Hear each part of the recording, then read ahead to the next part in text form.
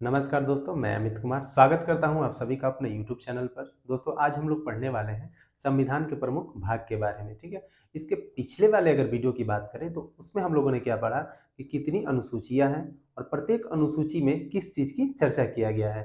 तो सबसे पहले बात आती है कि आज हमें भाग पढ़ना है, तो भाग से पहले हम क्या करते हैं, जो पिछले वीडियो में हम लोगों ने अनुसूचियों के बारे में पढ़ा उसको थोड़ा सा समझ लेते हैं। ठीक है, तो सबसे पहले बात आती है कि हमारे संविधान जब बना तो उसमें कुल अनुसूची की संख्या कितनी थी? तो 8 था। किंतु अगर वर्तमान की बात करें तो कुल अनुसूची की संख्या कितना हो गया है? 12 हो गया। ठीक है, और उसके बाद हम लोगों ने क्या पढ़ा कि इसमें एक 7वीं अनुसूची थी जिसमें शक्ति का विभाजन किया गया था, अर्थात केंद्र सरकार और राज्य सरकार किन विषय पर कानून बना सकती है, इस चीज का वर्णन किया गया था। जिसमें 3 प्रकार की सूची हम पढ़े थे: संघ सूची, राज्य सूची, समवर्ती सूची और एक था अवशिष्ट सूची। लेकिन विशेष रूप से हमें 3 ही पढ़ना है: संघ सूची, राज्य सूची और समवर्ती सूची। इन सब चीजों के बारे में पढ़े और किन विषय पर केंद्र सरकार कानून बना सकती है और किन विषय पर राज्य सरकार कानून बना सकती है और किन विषय पर दोनों कानून बना सकता है, ये हम चीजें पढ़े। ठीक है, आज हमें क्या पढ़ना है? भाग के बारे में। तो सबसे पहले बात आती है कि भाग की संख्या टोटल कितना है। ठीक है, तो देखिए दोस्तों, क्वेश्चन आता है कि देखिए अभी वर्तमान में अगर भाग की बात करें तो अभी वर्तमान में भागों की कुल संख्या जो है 25 हो गया है। किंतु जब हमारा संविधान बना था तो उस समय कुल भागों की संख्या कितना था? 22 था। लेकिन आज बढ़ के 25 हो गया है। लेकिन अगर संख्यात्मक रूप से अगर पूछे तो आज भी संख्यात्मक रूप से जो भाग की टोटल संख्या है वो 22 ही है। कितना?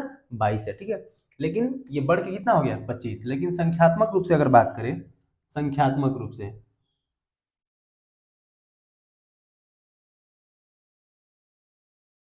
ठीक है, तो आज भी भागों की संख्या टोटल कितना है? 22 ही है। अब ये कैसे, ये समझ में नहीं आ रहा है। कहने का मतलब है कि देखिए, जैसे यहाँ पे देखिए एक भाग छोटा सा देख लीजिए, जैसे भाग 4 है। ठीक है, तो भाग 4 के अगले वाला देखिए, भाग 4 का 1 जोड़ दिया गया, मतलब क जोड़ दिया गया। इसकी वजह से क्या हो गया? भाग की संख्या में वृद्धि हो गया। ऐसे और भी देख सकते हैं, 9 का बी है, यहाँ पे भाग 9 था, अब भाग 9 यहाँ पे क्या आ गया? ए आ गया, भाग 9 का बी आ गया। तो इस तरीके से क्या हो गया ना कि भागों की संख्या बढ़ गया और बढ़ने से संख्या कितना हो गया? 25 हो गया। यही कारण है कि भागों की कुल संख्या अगर वर्तमान में पूछता है तो आप कितना बताएंगे? 25 बताएंगे। लेकिन अगर संख्यात्मक रूप से अगर पूछा जाए तो आज भी भागों की संख्या कुल कितना है? 22 है। ठीक है, उम्मीद करते हैं समझ में आया होगा। चलते हैं आगे की तरफ। ठीक है, तो सबसे पहले बात आती है भाग एक। ठीक है, तो भाग एक में किसकी चर्चा किया गया? तो भाग एक में जो है संघ एवं राज्य की चर्चा किया गया। किसकी? संघ एवं राज्य। संघ का मतलब होता है केंद्र शासित प्रदेश और राज्य का मतलब होता है भारत के अंतर्गत आने वाले जो भी राज्य होते हैं उनकी चर्चा किया गया है। और इसमें जो है प्रथम भाग की अगर बात करें कि भाग एक की चर्चा किस अनुच्छेद में किया गया है, कहां से कहां तक, तो अनुच्छेद 1 से लेकर के 4 तक। अनुच्छेद 1 से लेकर के 4 तक भाग एक। ठीक है, भाग एक में किस चीज का चर्चा किया गया? तो संघ एवं राज्य। किस अनुच्छेद से? तो अनुच्छेद 1 से लेकर के 4 तक। अनुच्छेद 1 से लेकर के 4 तक चर्चा किया गया है। आगे चलते हैं, भाग दो। दोस्तों, भाग 2 जो है इसमें नागरिकता की चर्चा किया गया। ठीक, इसमें नागरिकता की। तो इसमें अनुच्छेद कहां से कहां तक है? तो अनुच्छेद 5 से 11 तक, अर्थात भाग 2 जो है नागरिकता से संबंधित है। और इसमें अनुच्छेद 5 से लेकर के 11 तक जो है इसमें सिर्फ नागरिकता के बारे में प्रावधान किया गया है। ठीक है, आगे चलते हैं, भाग 3। भाग 3 में मूल अधिकार की चर्चा किया गया है। मूल अधिकार, ठीक है, फंडामेंटल राइट उसको कहा जाता है। ठीक है, मूल अधिकार। तो मूल अधिकार की जो चर्चा है किस अनुच्छेद से किस अनुच्छेद तक किया गया है? तो अनुच्छेद 12 से लेकर के अनुच्छेद 35 तक। अर्थात कहने का मतलब ये है कि अनुच्छेद 12 से लेकर के 35 तक ये जितने भी आर्टिकल इसमें इसके अंतर्गत आते हैं उसमें केवल मौलिक अधिकार के बारे में बताया गया है, मूल अधिकार के बारे में बताया गया। ठीक है, किसी भी व्यक्ति का जो मौलिक अधिकार होता है, फंडामेंटल राइट क्या होता है, उसके बारे में समझाया गया, उसके बारे में बताया गया। ठीक है, आगे चलते हैं, भाग 4 की बात करें तो भाग 4 में नीति निर्देशक तत्व। ठीक है, इसको डीपीएसपी भी कहा जाता है। डीपीएसपी। ठीक है, डीपीएसपी भी कहा जाता है। तो क्वेश्चन कई बार पूछ चुका है कि डीपीएसपी की चर्चा किस अनुच्छेद में किया गया है, सॉरी किस भाग में किया गया है? डीपीएसपी की चर्चा किस भाग में किया गया है? तो इसका क्या होगा? भाग 4 में। ठीक है, इसका फुल फॉर्म क्या होता है? तो direct policy, direct principle of state policy, direct principle of state policy, जिसे डीपीएसपी कहा जाता है। इसका मतलब ये होता है कि राज्य अपनी क्षमता के अनुसार अपने राज्य के अंतर्गत आने वाले जो भी व्यक्ति होते हैं या फिर जो भी लोग होते हैं उनके लिए, उनके कल्याण के लिए, ठीक है, मतलब योजनाएं बनाएगी। ठीक है, और आर्थिक मदद का मतलब जो भी प्लानिंग करना हो वो करेगी।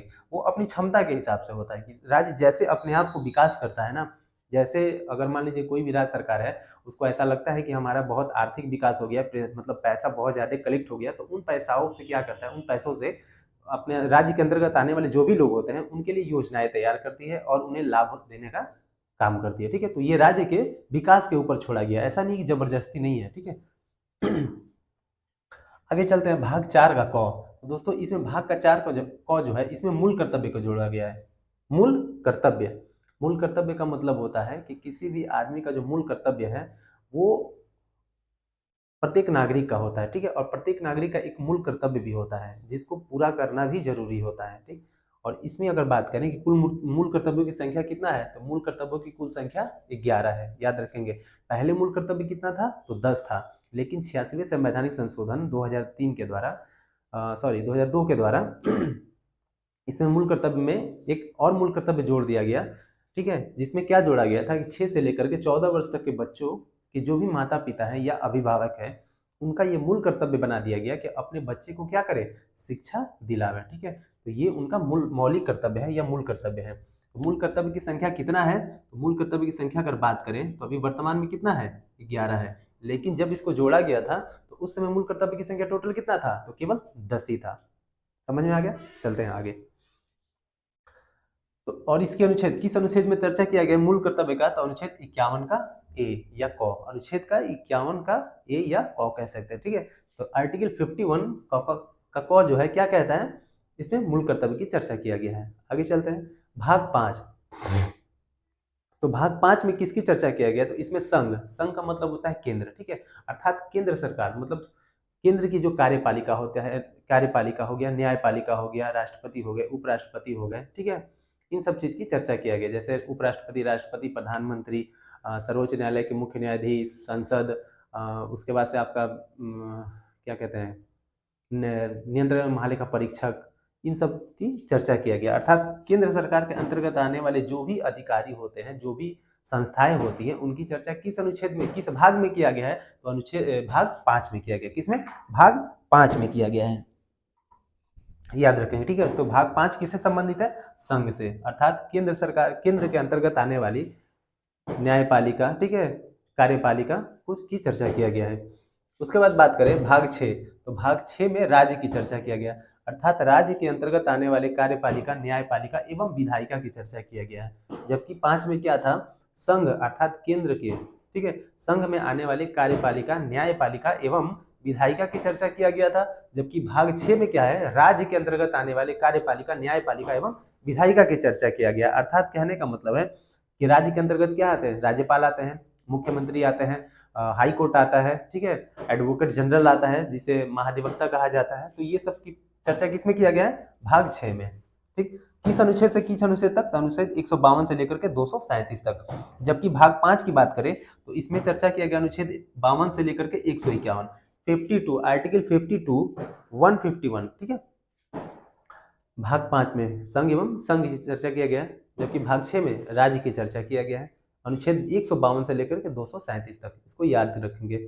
आगे चलते हैं, भाग 8 की बात करें तो भाग 8 में केंद्र शासित प्रदेश की चर्चा किया गया है, यूनियन टेरिटरी की चर्चा किया गया है। किस अनुच्छेद से, तो अनुच्छेद 239 से लेकर के 242 तक, 239 से लेकर के 242 आर्टिकल। ठीक है, तो भाग 8 में किसकी चर्चा किया गया है, तो केंद्र शासित प्रदेश, अनुच्छेद 239 से लेकर के 242 तक। ठीक, आगे चलते हैं भाग 9। तो भाग 9 की बात करें तो भाग 9 में पंचायती राज की चर्चा किया गया है। किस अनुच्छेद, तो 243 का ए, ठीक है, 243 का ए से 243 का ओ तक चर्चा किया गया है। ठीक है, ए से लेकर के ओ तक, कौन सा आर्टिकल, तो 243, 243। ठीक है, भाग 9 में पंचायती राज की चर्चा किया गया। जबकि भाग 9 का जो ए होता है, इसमें किस चीज की चर्चा किया गया, तो इसमें नगर पालिका। देखिए भाग 9 में पंचायती राज है, अर्थात पंचायत की चर्चा किया गया, जबकि भाग 9 का ए में जो है नगर पालिका की चर्चा किया गया है। और इसमें अनुच्छेद कहाँ से, तो देखिए ओ पे ये समाप्त होता है, तो ओ के बाद क्या आएगा, पी आएगा, यानी अनुच्छेद 243 का पी से लेकर के अनुच्छेद 243 का जेड तक। ठीक है, इसमें चर्चा किया गया किसकी, नगर पालिका की। तो याद रखेंगे, भाग 9 क्या कहता है, पंचायती राज, जिसमें 243 का ए से लेकर के 243 का ओ तक। जबकि 9 का ए कहता है, इसमें नगर पालिका की चर्चा किया गया, 243 का ओ से लेकर, सॉरी, पी से लेकर के 243 का जेड तक, ठीक है। आगे चलते हैं। भाग 9 का बी, इसमें सहकारी समितियों की चर्चा किया गया। इसमें कोऑपरेटिव जितने भी बैंक होते हैं, कोऑपरेटिव, ठीक है, संस्कारी जो संस्थाएं होती है उनकी चर्चा किया गया है। अनुच्छेद 243 का जेड एच से लेकर के 243 का जेड टी तक, ठीक है। कहां तक? 243 का जेड एच से लेकर के 243 जेड टी तक चर्चा किया गया है। आगे चलते हैं, अगला देखते हैं भाग 10। तो भाग 10 में क्या है? अनुसूचित जाति एवं अनुसूचित जनजाति क्षेत्र।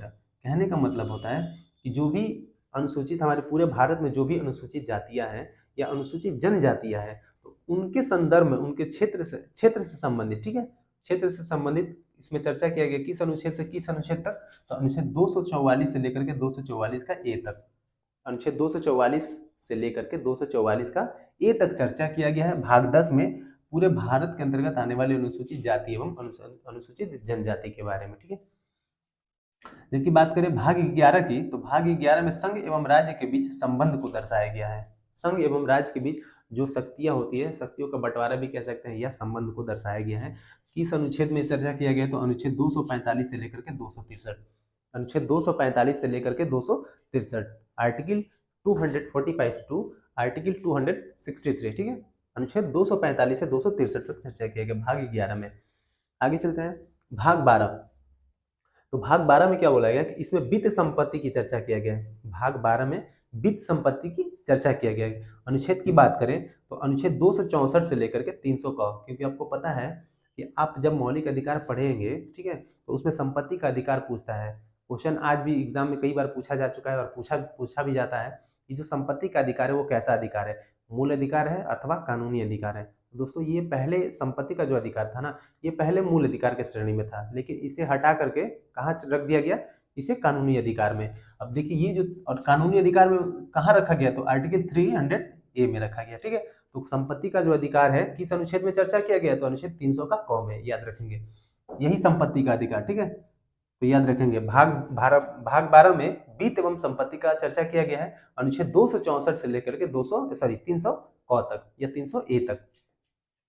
आगे चलते हैं भाग 13। तो भाग 13 के अंतर्गत जो है, भाग 13 में किस चीज की चर्चा किया गया है? तो भारतीय क्षेत्र में व्यापार वाणिज्य और समागम, ठीक है। भारतीय क्षेत्र में जो भी व्यापार वाणिज्य होते हैं और उनका जो समागम होता है, जो बाहर से आकर के व्यापार करते हैं, उनसे संबंधित चर्चा किया गया है अनुच्छेद 301 से अनुच्छेद 307 तक। कहां से?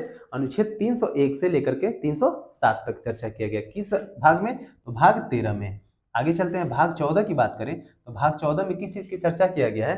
तो दोस्तों इसमें संघ और राज्य के अधीन सेवाएं, ठीक है। संघ एवं राज्य का मतलब होता है केंद्र सरकार और राज्य सरकार, या केंद्र और राज्य में जो भी उसके अधीन जो सेवाएं होती है, अर्थात जैसे बात करें यूपीएससी की बात करें, संघ लोक सेवा आयोग, ठीक है, राज्य लोक सेवा आयोग, ठीक है, स्टेट गवर्नमेंट का भी होता है अपना, जैसे BPSC, Bihar public service commission, UPSC union public service commission, JPSC Jharkhand public service commission, ऐसे बहुत सारे मतलब अपने अपने राज्य के अधीन सेवाएं आती हैं, जिनकी चर्चा किस अनुच्छेद में किया गया है? सॉरी, किस भाग में? तो भाग 14 में, ठीक है, भाग 14 में। तो भाग 14 इंपॉर्टेंट, ठीक है, याद रखेंगे। भाग 14 में संघ और राज्य के अंतर्गत आने वाली जो भी अधीन सेवाएं होती है उनकी चर्चा किया गया है। अनुच्छेद की बात करें तो अनुच्छेद 308 से लेकर के 323, क्योंकि देखिए यहाँ पे 307 पे समाप्त हुआ था, तो आगे 308 से शुरू होगा और 308 से लेकर के अनुच्छेद 323 तक चर्चा किया गया है। संघ लोक सेवा आयोग, राज्य लोक सेवा आयोग, इन सब का चर्चा किया गया। डायरेक्ट क्वेश्चन पूछता है कि बताइए संघ लोक सेवा आयोग की चर्चा किस भाग में किया गया है, अर्थात किसकी, या फिर जो भी अधीन सेवाएं आती हैं उनकी चर्चा किस भाग में किया गया है? तो भाग 14 में किया गया है, याद रखेंगे। आगे चलते हैं, भाग 14 का क या 14 का ए, ठीक है। भाग 14 का ए में क्या बोला गया है? इसमें न्यायाधिकरण की चर्चा किया गया है। किस अनुच्छेद से लेकर के? तो अनुच्छेद 223 से सॉरी 323 का ए से लेकर के 323 का बी, ठीक, न्यायाधिकरण। तो न्यायाधिकरण की चर्चा किसमें किया गया है? तो भाग 14 का ए में, अनुच्छेद 323 का ए से लेकर के अनुच्छेद 323 का बी तक, ठीक है। उम्मीद करते हैं समझ में आया होगा आप लोग। तब तक इसका स्क्रीनशॉट ले लीजिए, ठीक है।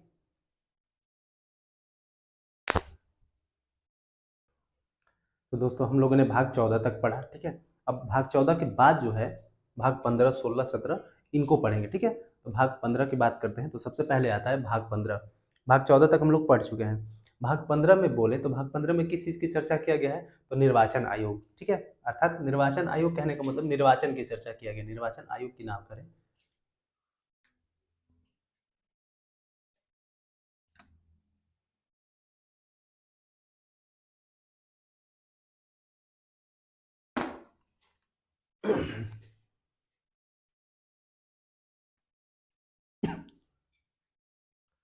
तो दोस्तों हम लोगों ने भाग 14 तक पढ़ लिया, ठीक है। अब हम पढ़ेंगे भाग 15, ठीक है। भाग 15 के बाद तो पाते हैं सबसे पहला भाग 15। तो भाग 15 में किस चीज़ की चर्चा किया गया है, तो इसमें निर्वाचन आयोग के बारे में चर्चा किया गया। किसके बारे में, निर्वाचन आयोग के बारे में।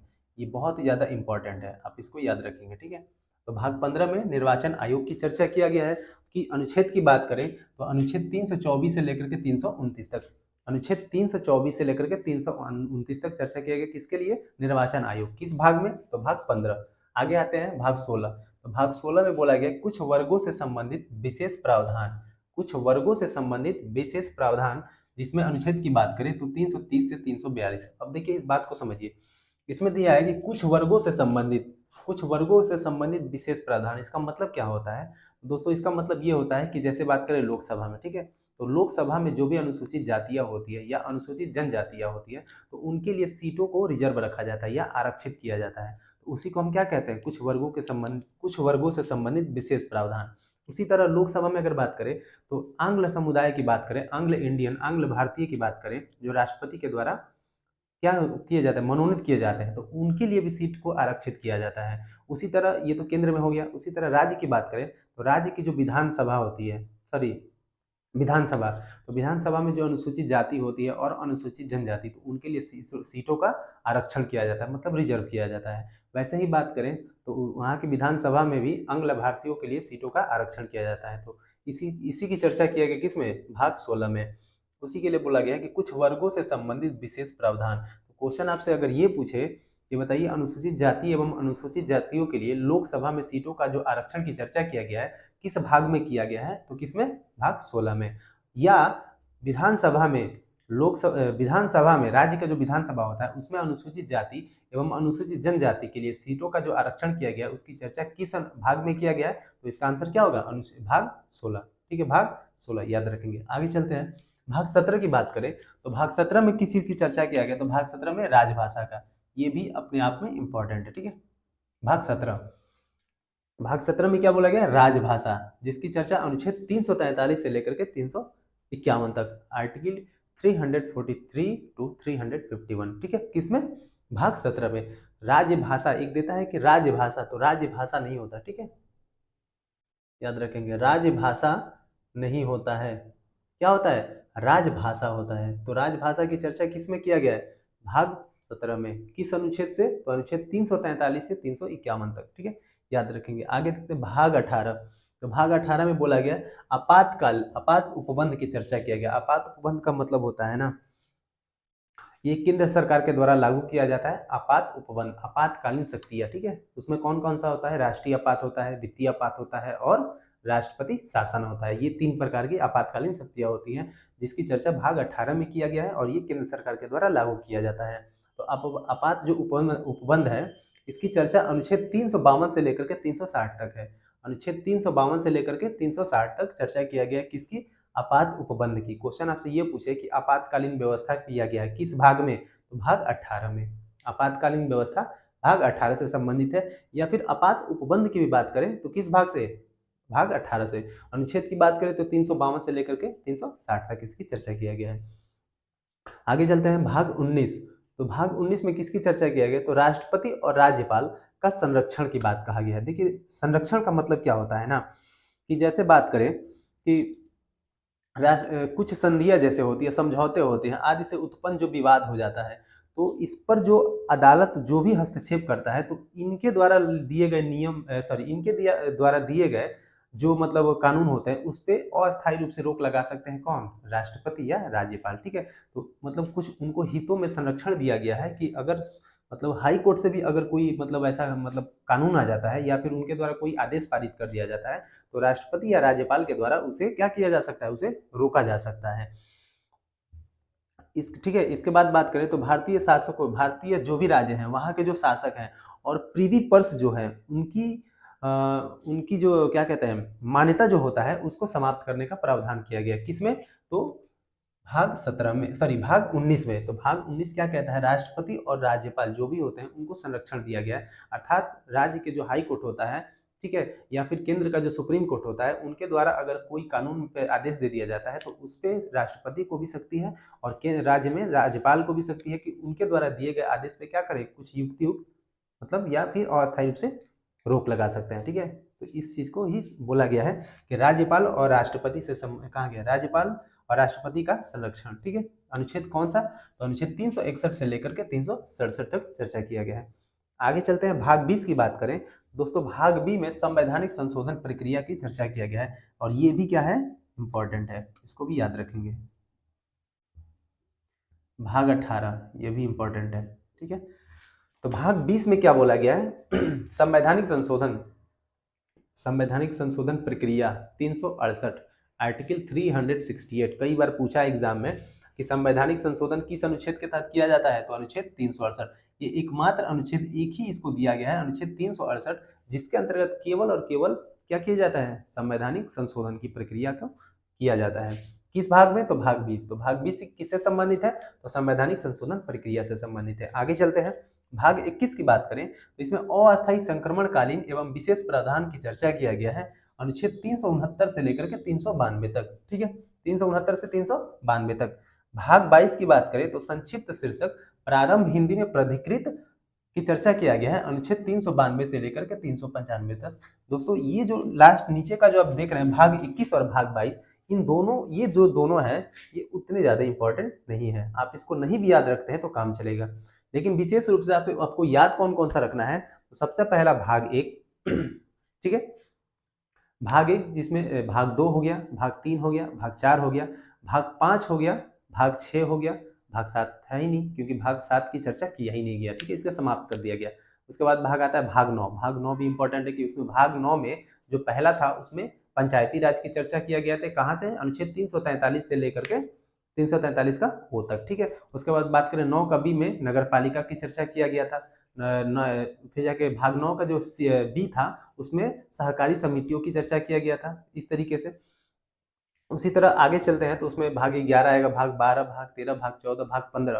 भाग 15 में किस चीज की चर्चा किया गया है? तो उसमें निर्वाचन आयोग की चर्चा किया गया है।